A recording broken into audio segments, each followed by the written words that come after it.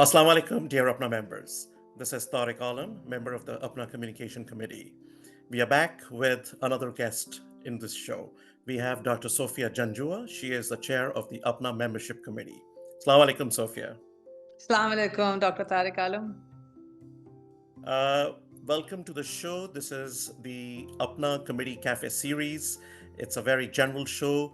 This is a initiative of the APPNA Communication Committee, and we will be talking to you about your role as chair of the membership committee and what the membership committee does for APPNA.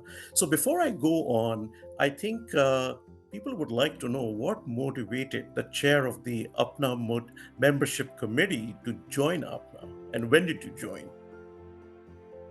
So, yes, my journey in APPNA has been quite a while. I became a member in early 2000, and I was inspired by a colleague, Dr. Zilaf Munir.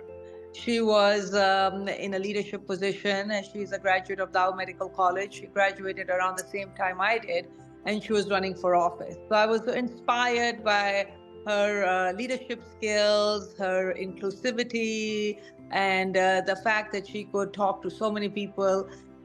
So that was one thing. The other thing was APPNA. I believe when I first came to APPNA, I was amazed at the platform it has to offer it for social work. It was shortly after the earthquake that had happened in Azad Kashmir Yeah. that people had gotten together, and they had immense amount of work they had done, and the collective power of what APPNA physicians can offer. So that itself was Sure. motivational. And then the ability to network with colleagues outside your own alumnus, right? I mean, so I'm from Rawalpindi Medical College, and I had made friends in Dow, in KE, in from Aga Khan, from Allama Iqbal. So many colleges I came to know, and there are a lot of like-minded people. So for a variety of these reasons, I was inspired to join APPNA. So I became a lifetime member, and since it's interesting, when I became a lifetime member, the dues had been reduced.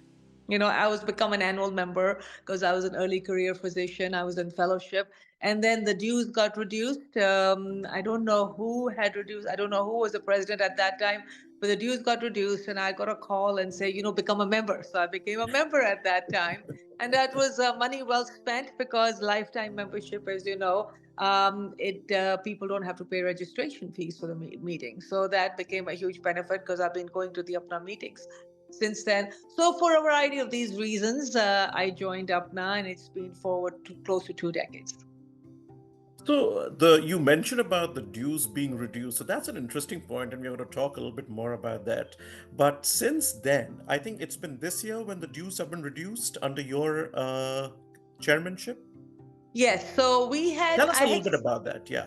yeah, it's I had been chair of the membership committee in 2010 when Zita became president. Apna, she had asked me to become chair of the membership committee, and at that time also the organization was not as big, and we had asked for reduction in dues, but it was met with a lot of resistance at that time. Then Right. shortly after that, Javed Suleiman was president Apna, and during his time, he was able to successfully reduce the dues.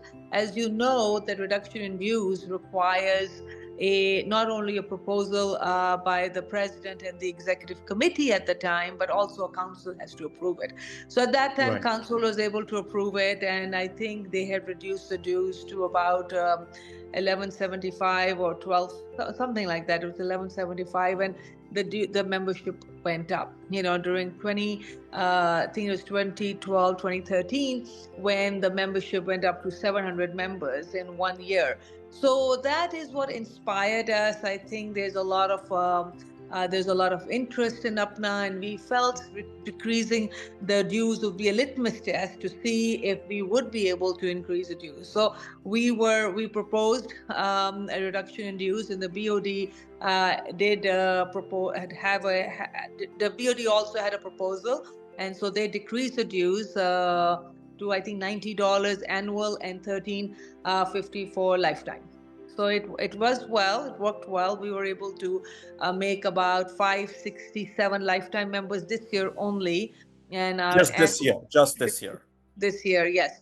So that's this year we made 567 lifetime members. I was looking at the numbers, and annual membership also increased. significantly. Our annual membership this year is 1502, 1502, which is the highest number of annual membership to date. That's remarkable, that you've been able to get almost 500 plus members as lifetime members of APPNA. But that leads to another question, that is it the reduction in dues that basically motivate people to become members, or do you think APPNA, offers more than just reduction in dues for someone, to be attracted to become a member of APPNA? So I think there are many factors which drive membership, right? So number one, I think first and foremost, APNA is a place where they have meetings, lots of several meetings. They have 4 meetings a year: the spring meeting, the summer meeting, fall meeting, and winter meeting. So I think, and then in addition to that, they are the international trips. And so generally, people will want to become a member because they want to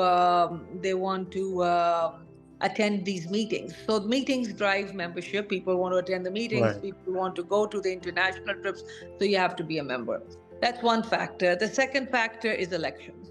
So elections drive membership. Your friend is running. If That's somebody true. if your friend is running for a position, then you want them to win, so you want to call all your friends. And a lot of people who are not APNA members. A lot of family members who may not be APNA members, but then you encourage them to become a member. And so I think generally the spike in annual membership is generally seen by people who are wanting to support their friends to run for office. So that's one thing. Elections drive membership.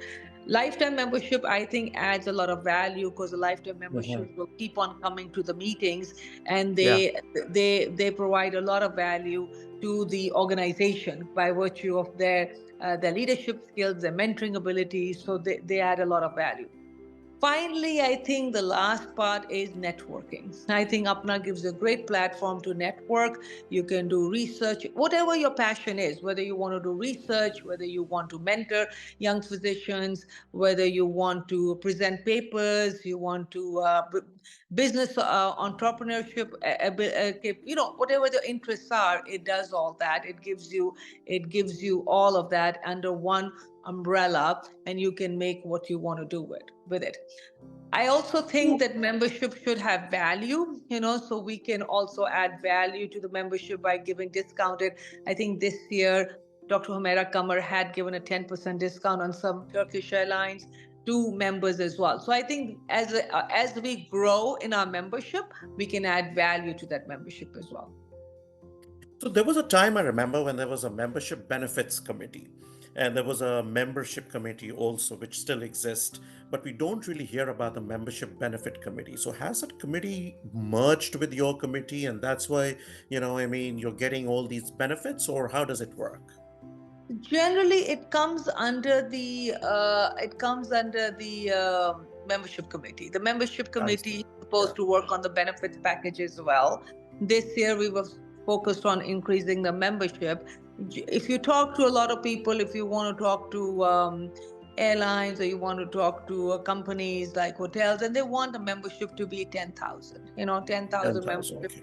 And so if you give 10,000, then you can get good deals for hotels, for airlines, for cars. There have been some deals in the past. We have not worked on it this year as much, but hopefully then, we will plan on working on it so we can add value to our membership. So, Sophia, there's a general consensus that there are almost 20,000 plus Pakistani American physicians in North America. So, if you're talking about 20,000 plus Pakistani American physicians, and the cutoff seems to be 10,000 in order to avail all these benefits, so what challenges you and the committee is facing in trying to reach that number when we know that these individuals are there? Yeah, they are there. They're absolutely there. I think we have to each and I first of all, I'd like to say that our committee has been a very dynamic committee. Every one of our committee Sure. members, we have, I think, about 11 people in our committee, and all of them have been very committed to increasing the membership. Each and every one of the committee members have worked very hard. And we have reached out. I think the people in our committee represent all phases of their life: young, early Mhm. career physicians, older physicians with experience.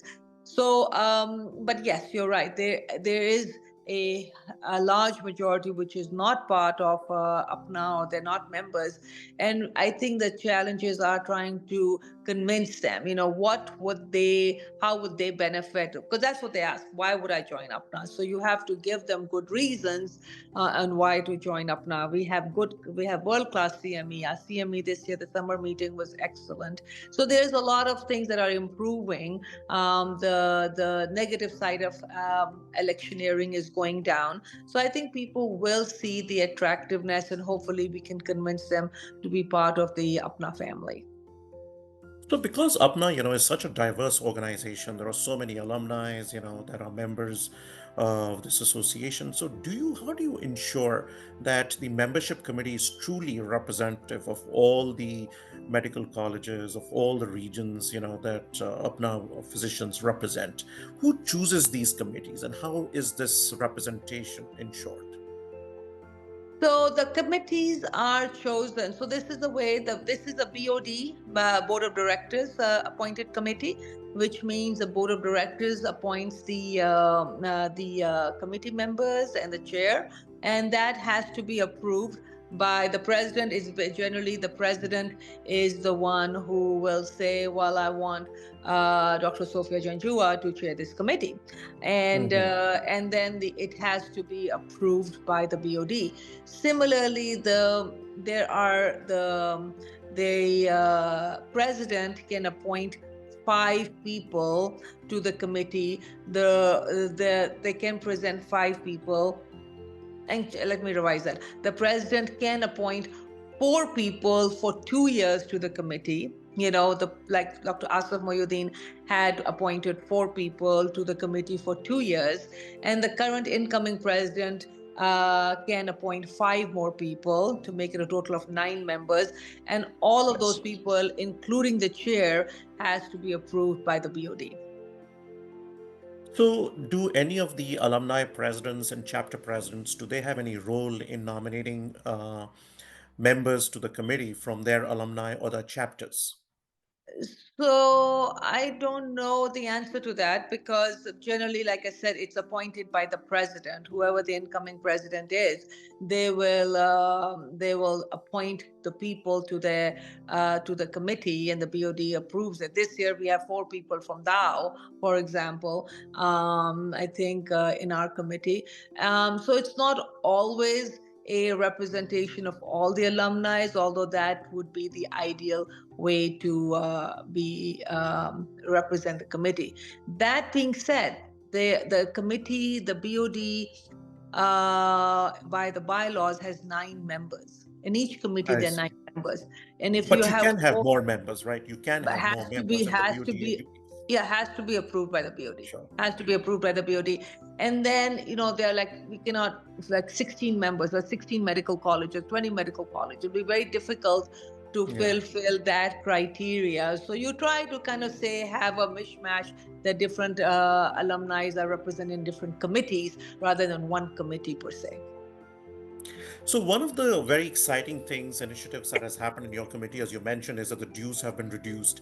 So what other things are you discussing or are you thinking, in the next 2 years or 3 years to get as many newer members, who have really shied away from APPNA so far?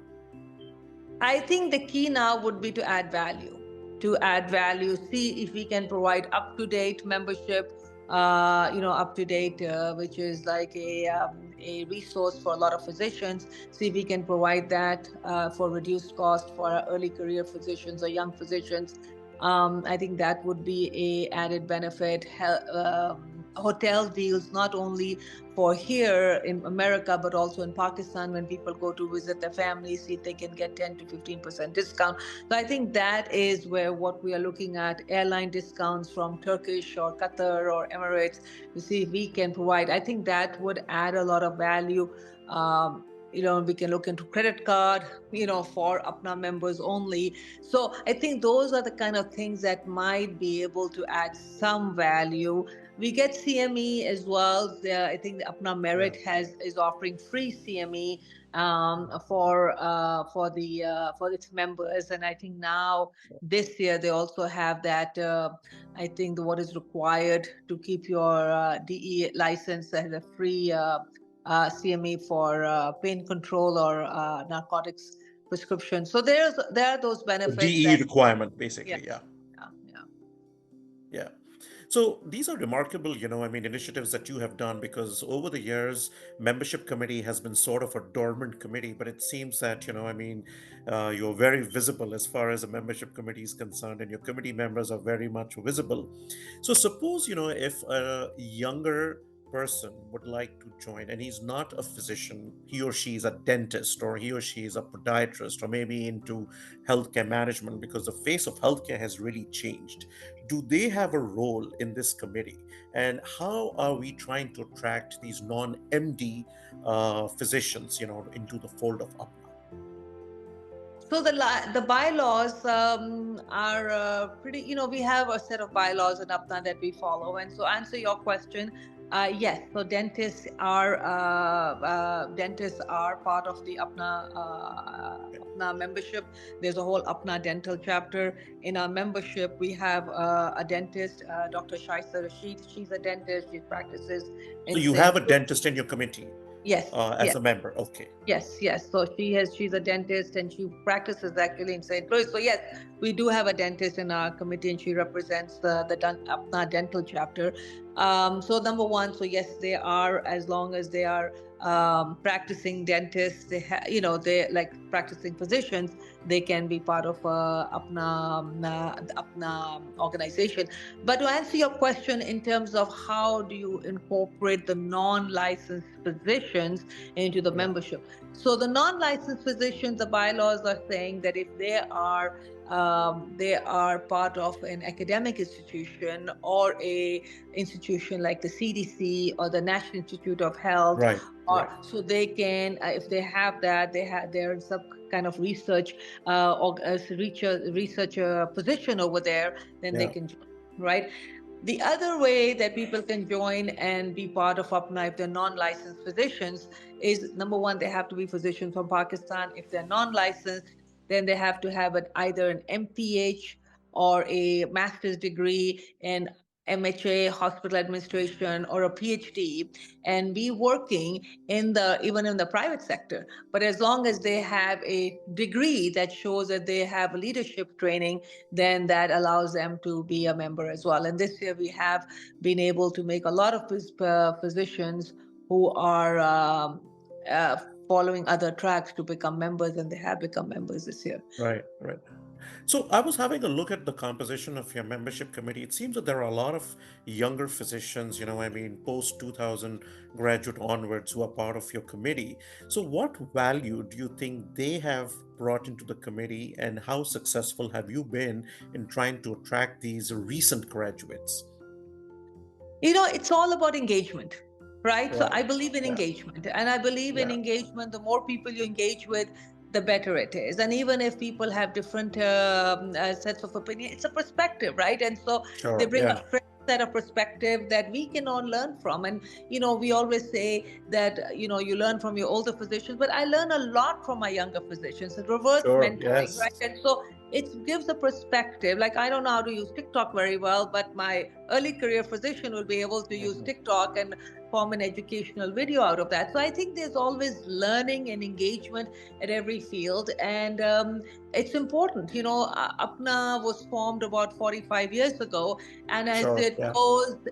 as it goes forward, the early career physicians are the ones who are going to take it forward, right? So it's very important to engage them, include them, and listen to them. What do you think, Sophia, are some of the big challenges that you will face, going forward, as far as the functioning and as far as the mandate of this committee is concerned? I would like, for example, I mean, for me, I would like for this dues, I would like to increase. This year, we were able to make about 567 lifetime members.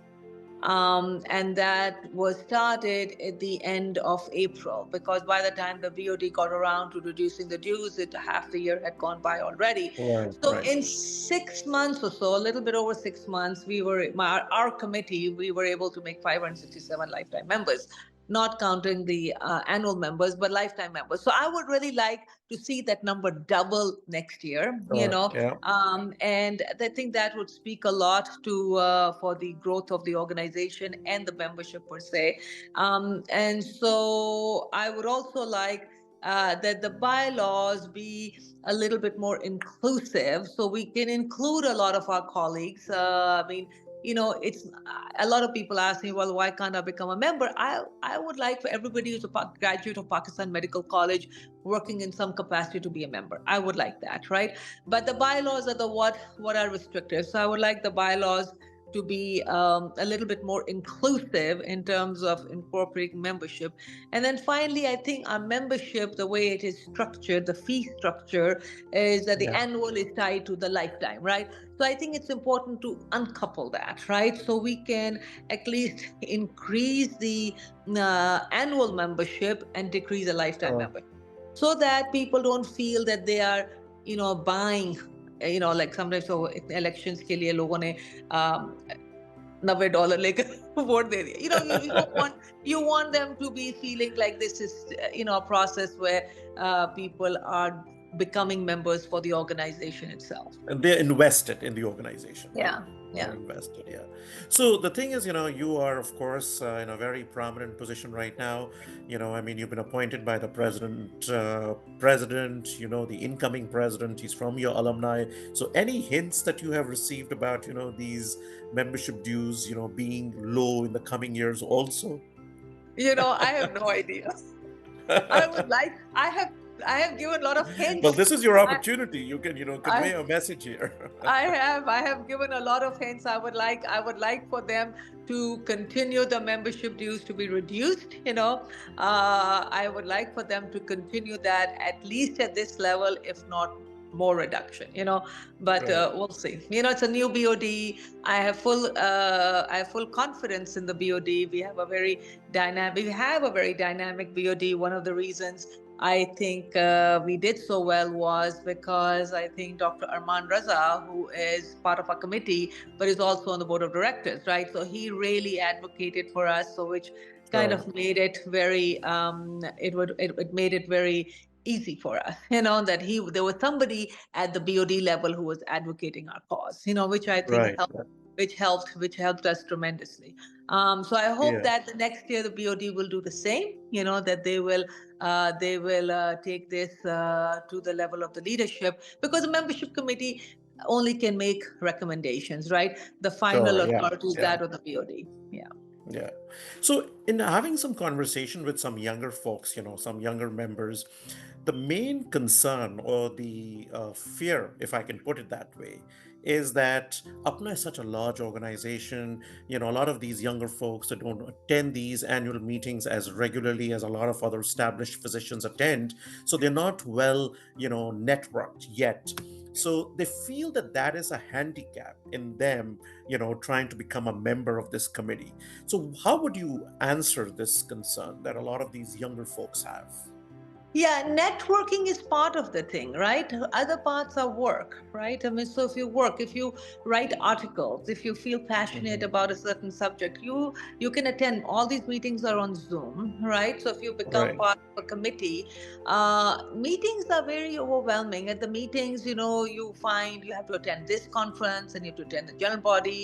You meet a lot of people, but at the end of the day, people are kind of meeting their friends and all. Most of the work is done on Zoom meetings, and you become part of a committee, you attend the Zoom meetings. Zoom meetings just require time. So my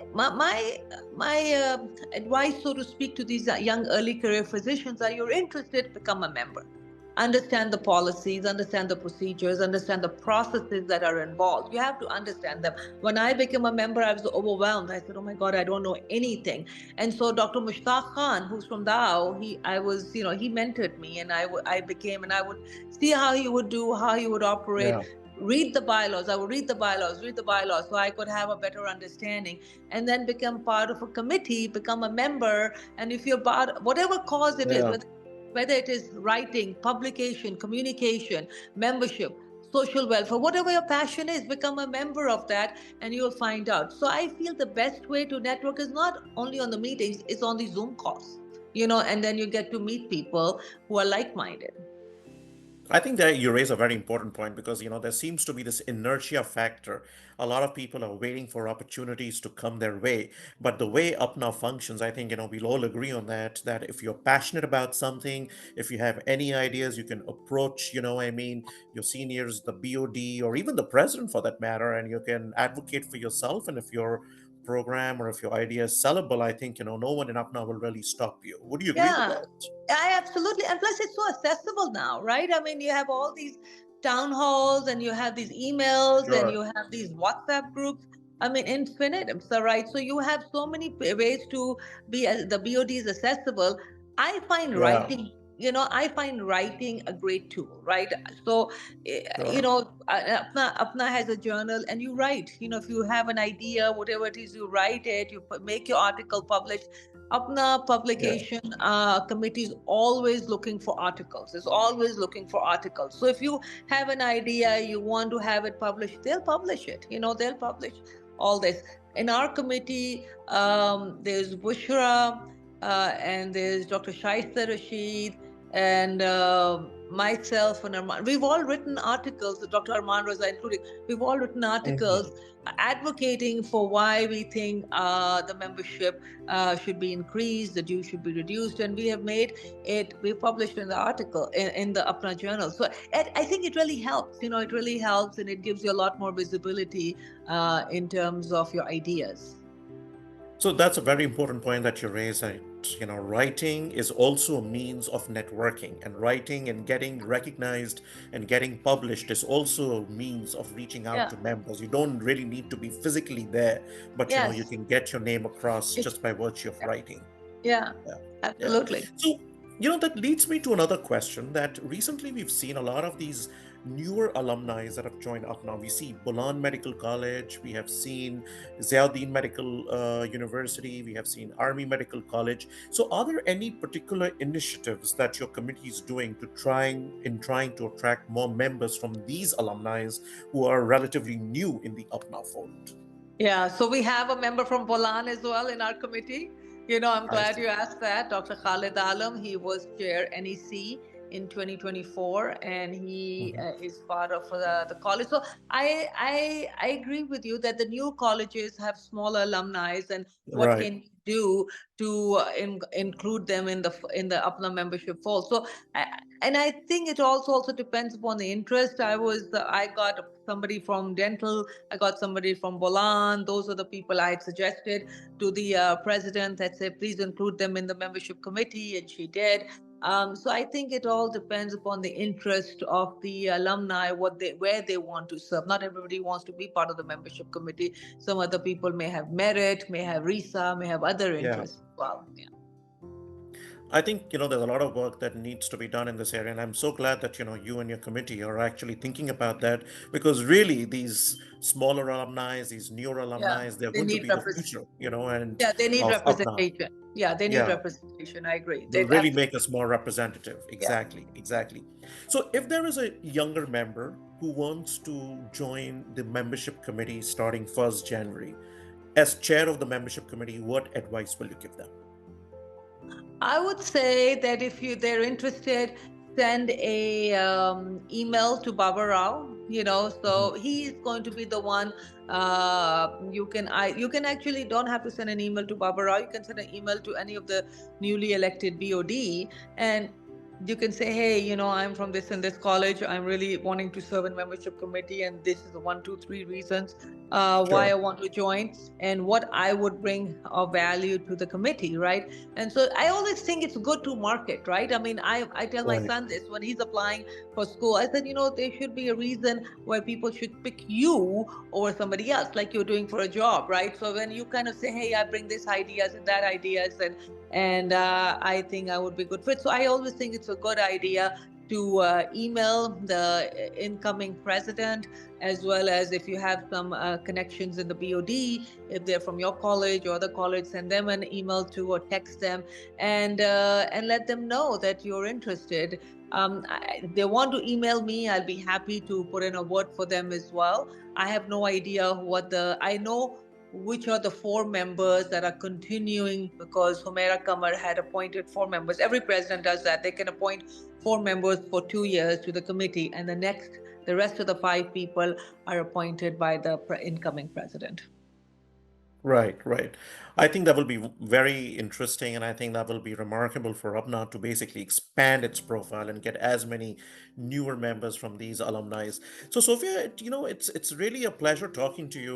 I mean, giving us this overview about the membership committee, because people, used to think that a membership committee just keeps a log of all the members, and whoever is not getting UPNA emails or UPNA, communication. I mean, the membership committee is the forum where you just go to them and just ask them. But thank you for clarifying, because this really is at the heart and is at the mission of UPNA. Would you agree with Yeah. that?